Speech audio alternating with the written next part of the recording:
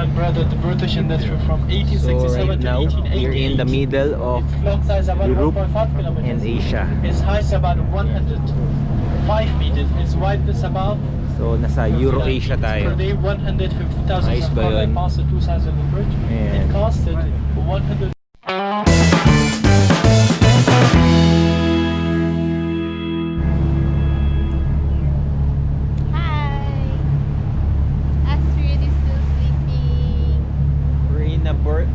We're in a boat tour.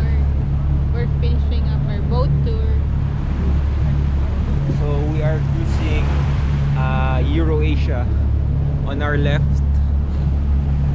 it's European people. On our right, Asian people.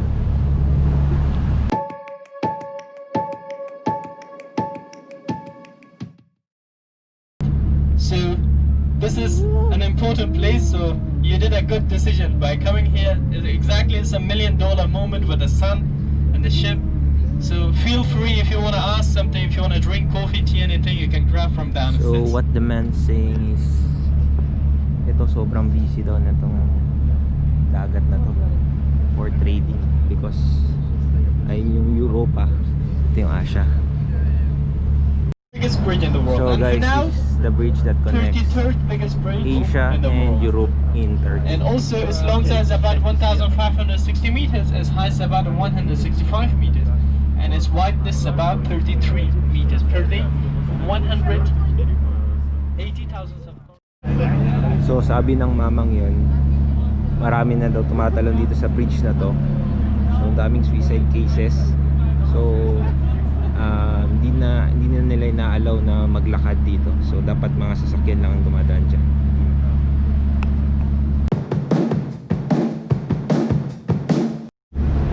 So yung mga tao dito, wala na rin social distancing.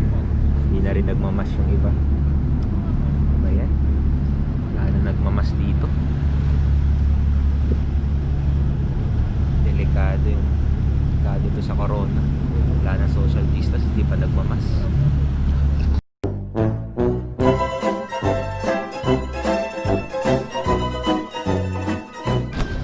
So guys, isa ring tip sa pagpili ng pagkain. Usually yung mga budget traveler, ito sobrang gasgas na itong pagkain na to, itong McDonald's.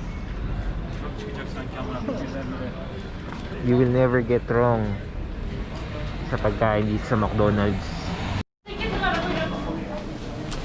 Thank you.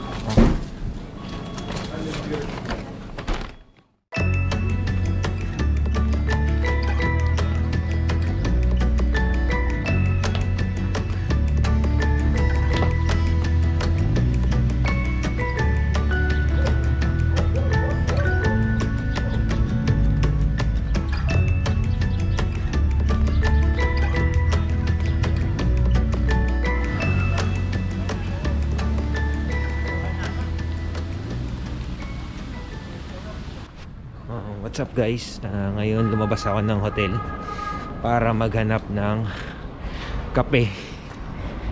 Ayan. Ganito siya pagkagabi dito sa Istanbul. Medyo yung tao uwian na.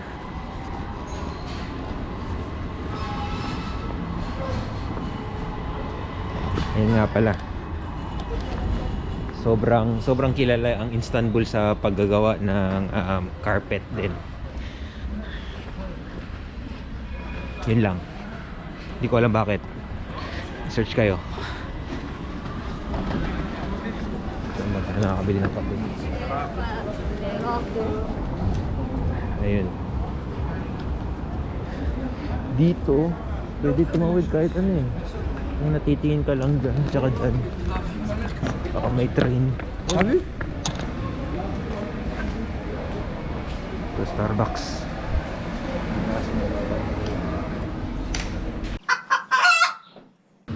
$54.25.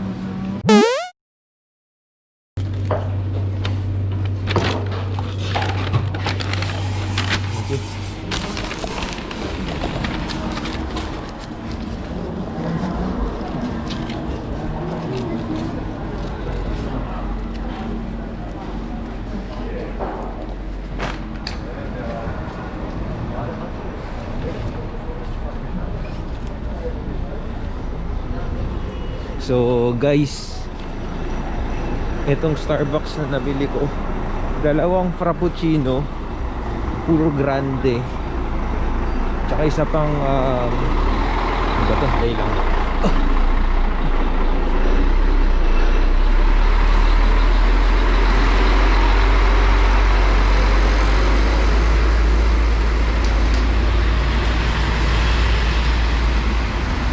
Sana ba ako? Ito yung nabili kong Starbucks. Sobrang mura guys. Dalawang frappuccino na grande, tapos isang chocolate cheesecake. Alam yung magkano? Nasa 20, parang mga 23 dirhams lang. Imagine 23 dirhams. Sa Dubai, isang frappuccino lang yun. Mura dito. So sa mga addicts sa Starbucks, punta kayo ng Turkey, dito kayo maglaklak ng kape. Mura lang dito. Sabi mo baby? Edi wow. Edi wow daw.